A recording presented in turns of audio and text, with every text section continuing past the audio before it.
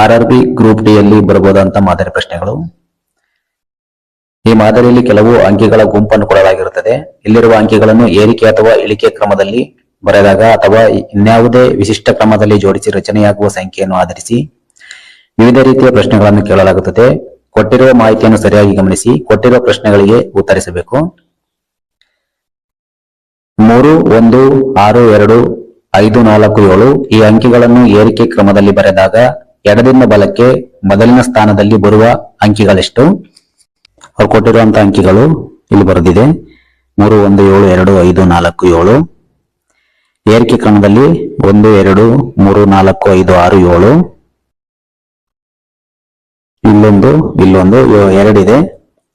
ಮೊದಲನೇ ಸ್ಥಾನದಲ್ಲಿ ಬರುವ ಅಂಕಿಗಳು 5 ಮತ್ತು 7 ಏರಿಕೆ ಕ್ರಮದಲ್ಲಿ ಬರೆದಾಗ ಆನ್ಸರ್ 2 ಇದೆ.